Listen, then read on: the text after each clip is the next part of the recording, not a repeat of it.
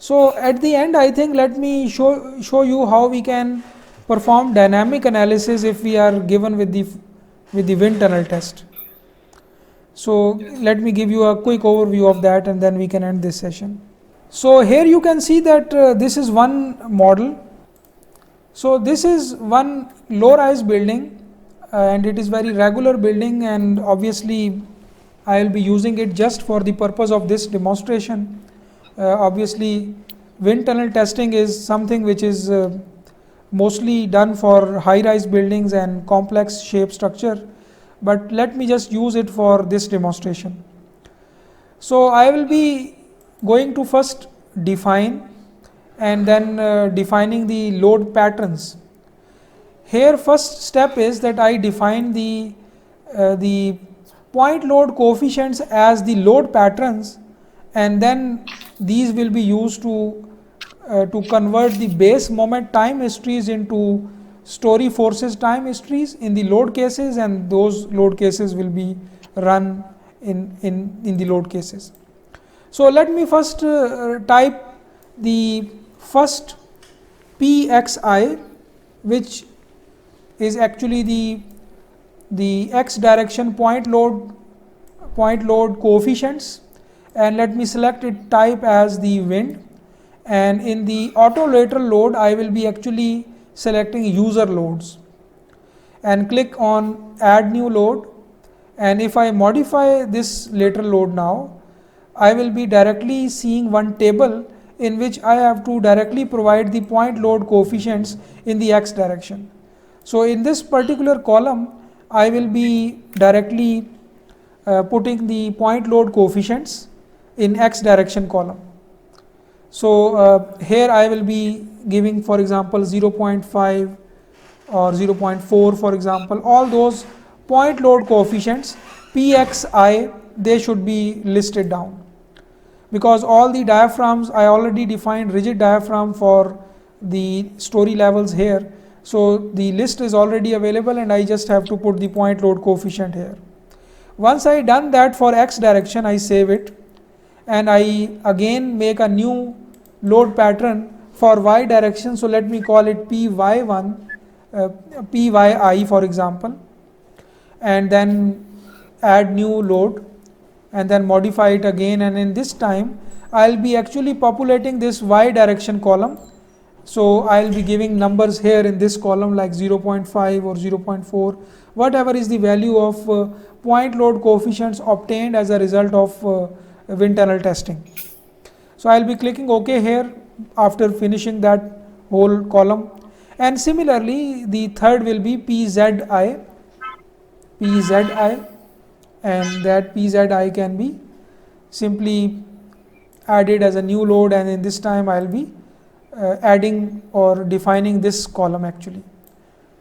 Once I define these three load patterns, I will now define the base moment histories by going to define functions and time history. Here this option, just like we use it for defining an earthquake time history, now we will be defining a force time history, base moment time history actually, coming from the wind tunnel test results. So I'll go for from file, add new function, and in that new form which will be opening, I'll be actually going to browse and then select that file which contains my force time history for the base moment. And let's say that I already have some base moment MB in x direction, so let me call it MBX. So this is my base time history for x direction. So let me just select any file for this purpose, and then we directly go to load case then. So maybe let me just select some existing time history for the purpose of this demonstration. So let me just select one maybe sine function as an example, although you will be selecting a real base moment time history. So this function is, let's say, represent my base moment time history. Similarly, I'll be making a new function for MBY, the base moment time history in y direction, MBY, and similarly MBZ, which is the torsional moment. So add new function, let me just call it MBZ. In your case, this will be the real time history coming from the wind tunnel test results. So I click OK. And then now once I define these time histories, and obviously these 3 time histories will be for one direction, one theta value. There will be 36 theta values, which means that total time histories which you might be inputting for a complete wind tunnel test result is 108. So once you define in one particular, let's say theta value, you define 3 base moment histories, and you also have defined the point load coefficients as load patterns. Now you go to define and load cases, and then you define a new load case, for example, and make it a dynamic load case. So let me select the linear dynamic analysis, which means time history for this case, and let's select as, for example, linear direct integration. If your computer model is non-linear, then you can go for non-linear time history analysis also. So this will be my first wind case. Let me call it as wind 1. And I have to add now all those 3 patterns which I define. First is my Px1, and I multiply this pattern with a base moment history of Mby, because base moment in y direction is going to produce the shear forces or forces in x direction.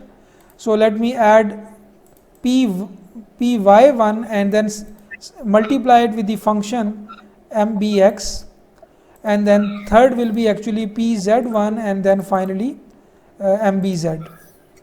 And then the number of output steps and the output time step size should be given. The damping should be given in this case. If you want to go for constant modal damping, then click on this button and click this button. Finally, here you will be giving a constant modal damping of, let's say, 0.025, which means 2.5%. So similarly, this will be your wind 1, which means it contains, actually, if I modify it, it contains 3 loads, and those loads are actually dynamic loads, which are these 3 patterns multiplied by the time histories which we have already defined. So all 3 forces will be dynamic forces, will be combined and then applied in this load case. So this wind 1 is the first load case. This will be for one particular direction, one particular theta value which was used in the wind tunnel test.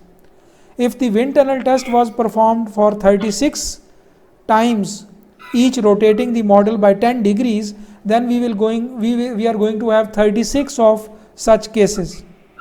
So we will be making 36 dynamic analysis cases for this wind dynamic analysis, and then these 36 cases will be used in the load combinations if we want to use this wind load for the purpose of structural design.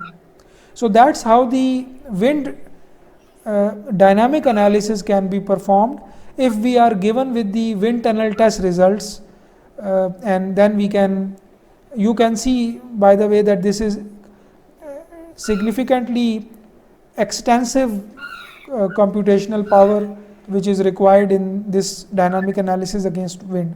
So the dynamic analysis against wind is far more complex than the dynamic analysis against earthquakes.